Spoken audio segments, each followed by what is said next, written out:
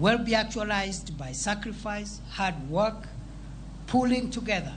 eschewing the blame game, and loving Kenya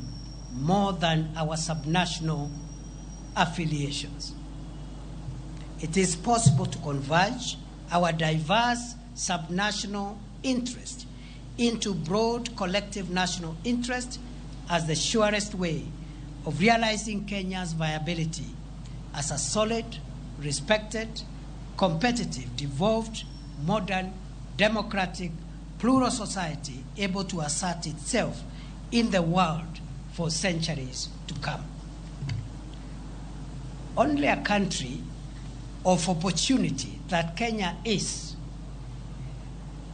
can cause